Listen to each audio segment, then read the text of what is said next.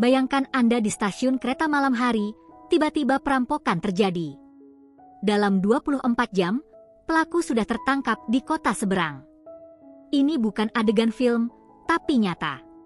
Tim Resmob dengan teknologi pelacakan digital dan koordinasi cepat bisa mengidentifikasi pelaku hanya dari rekaman CCTV dan jejak digital. Seberapa canggih sebenarnya teknologi ini? Yuk, kita bongkar. Banyak orang mengira pelaku kejahatan bisa lolos begitu saja. Padahal, setiap langkah meninggalkan jejak digital, kamera pengawas, sinyal ponsel, aktivitas media sosial. Tim Resmob menggunakan sistem pelacakan terintegrasi yang menggabungkan analisis video, data telekomunikasi, dan informasi publik. Dengan AI dan machine learning, mereka bisa melacak pergerakan real-time, bahkan pola unik seperti cara berjalan atau pakaian. Jadi, bersembunyi secara digital hampir mustahil. Sejarah pelacakan digital dimulai dari CCTV di Inggris tahun 1960-an. Namun, baru awal 2000-an teknologi pengenalan wajah dan analisis jejak digital mulai populer. Di Indonesia, Resmob dibentuk 1945 sebagai unit gerak cepat, tapi baru dekade terakhir mereka mengadopsi teknologi digital. Perpaduan taktik manual dan digital inilah yang membuat mereka efektif. Dari sisi sains, pelacakan digital menggunakan prinsip forensika digital. Setiap perangkat memiliki alamat IP unik dan metadata. Saat pelaku menggunakan ponsel, sinyal ditangkap oleh menara BTS. Dengan triangulasi, posisi dapat ditentukan akurat. Algoritma machine learning mencocokkan wajah dari CCTV dengan database kependudukan. Kecepatan komputasi dan analisis data besar menjadi kunci. Fakta menarik, tim Resmob sering sudah memiliki identitas pelaku sebelum laporan resmi masuk. Mereka memantau media sosial dan grup chat untuk mencari petunjuk. Ketika video kriminal viral, langsung dianalisis. Bahkan dari latar video, mereka bisa menentukan lokasi, waktu, dan merek baju pelaku. Ini mempercepat proses identifikasi secara drastis. Mitos terbesar, pelaku bisa hilang dengan mematikan ponsel atau memakai topeng. Kenyataannya, forensik digital bisa menangkap data dari banyak sumber. Saat ponsel mati, riwayat lokasi terakhir tetap tercatat. Topeng tidak efektif jika postur, cara jalan, atau sidik jari tertinggal. Banyak pelaku tertangkap karena meninggalkan jejak sepele seperti login ke akun pribadi. Mengapa mitos itu salah? Karena digital footprint tidak bisa dihapus sepenuhnya. Hapus riwayat chat atau matikan GPS tidak membersihkan data dari server penyedia. Penyidik bisa meminta data perusahaan telekomunikasi atau platform medsos dengan izin hukum.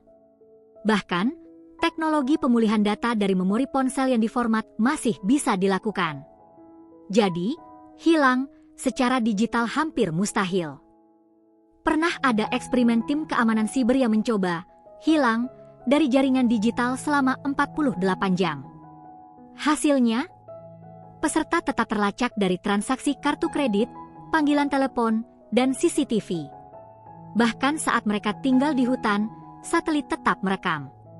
Eksperimen ini membuktikan bahwa di era digital, hampir mustahil benar-benar off-grid. Resmob memanfaatkan celah ini untuk melacak buronan. Hasil eksperimen mengejutkan, dalam pengawasan 24 jam, tim peneliti bisa mengidentifikasi 90% partisipan hanya dari data yang mereka hasilkan secara sukarela. Tanpa sepengetahuan mereka, aplikasi kesehatan, medsos, dan dompet digital mengirim data ke server. Ini menunjukkan betapa banyak data yang kita bocorkan. Bagi Resmob, bocoran ini adalah harta karun penyidikan. Detail aneh yang jarang diketahui, Resmob menggunakan data dari aplikasi kencan dan pesan makanan untuk melacak pelaku. Misalnya, pesanan GoFood bisa terlacak alamatnya.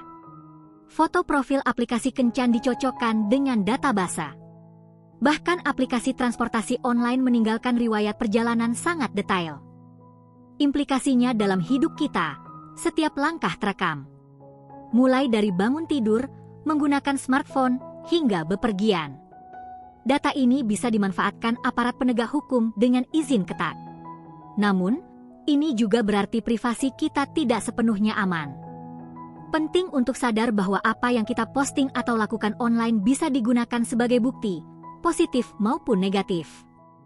Statistik yang mengesankan, menurut data, Resmob di Indonesia berhasil mengungkap lebih dari 70% kasus kejahatan jalanan dalam waktu kurang dari 24 jam.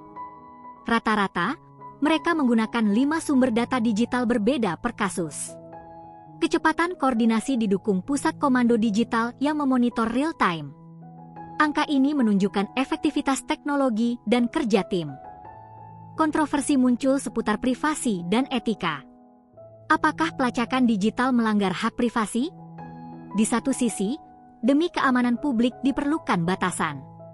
Di sisi lain, penyalahgunaan data oleh oknum menjadi kekhawatiran. Debat ini terus berlangsung, dan aturan seperti UU ITE berusaha menyeimbangkan penegakan hukum dan perlindungan data pribadi.